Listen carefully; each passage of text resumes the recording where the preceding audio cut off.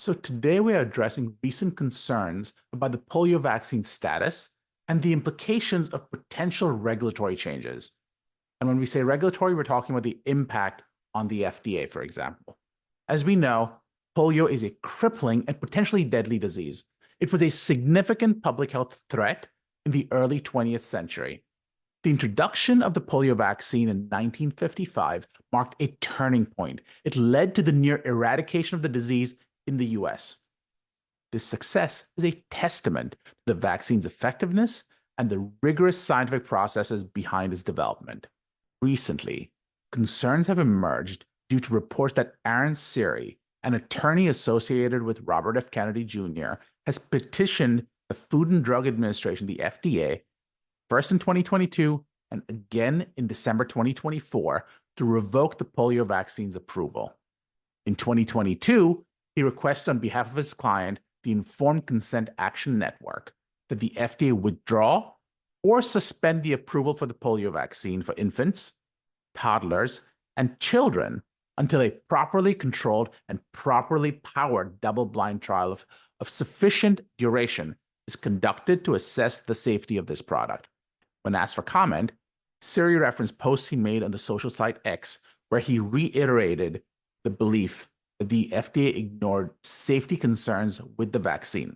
It's an allegation that's strongly refuted by medical experts who say that the benefits far outweigh the risk of contracting a disease that can cause paralysis.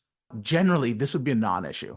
This action, however, this time has raised concerns amongst public health officials and the general public because of this attorney, Mr. Siri's connection with RFK Jr., who is currently incoming President Trump's nominee for health secretary. Mr. Kennedy himself did not respond to written questions about whether he agrees with revoking approval of the polio vaccine, or if, as Health and Human Services Secretary, he would intervene in an FDA review of Siri's petitions.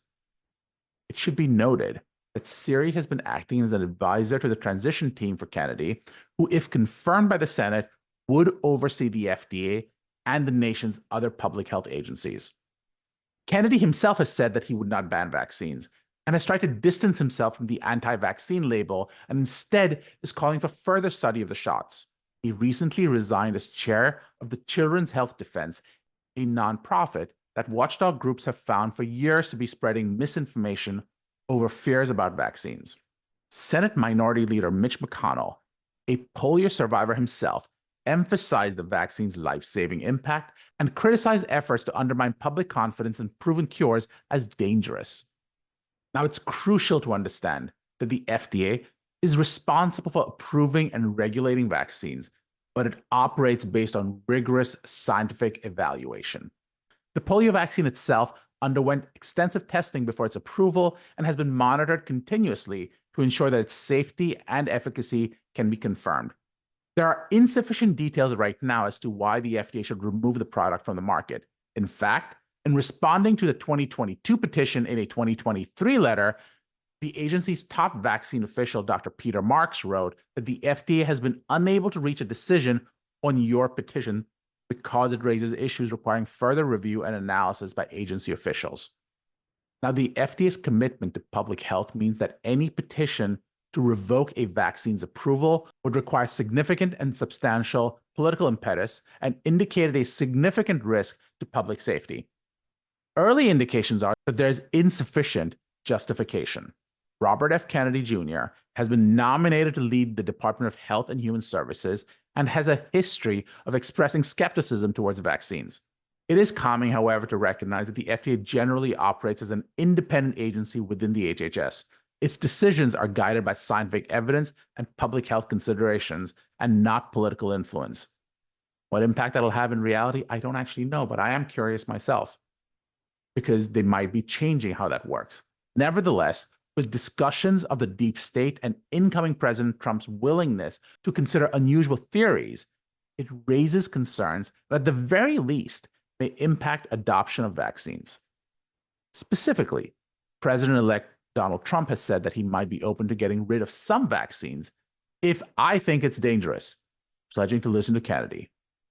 He continued, "We're going to have a big discussion The autism rate is at a level that nobody ever believed possible. If you look at things that are happening, there's something causing it. Trump said this in an interview with Time magazine published earlier this week when he was asked if he'd sign off on a move by Kennedy to end childhood vaccination programs. Personally, I think that's kind of dangerous. Nevertheless, any attempt to alter the status of the polio vaccine would face significant scrutiny and require compelling scientific justification and spend significant political will. In conclusion, while discussions about vaccine policies are ongoing, it's essential to rely on established scientific evidence and trust in the regulatory processes that safeguard public health. Thank you for joining us on the Darshan Talks podcast. Stay informed, stay healthy, trust science.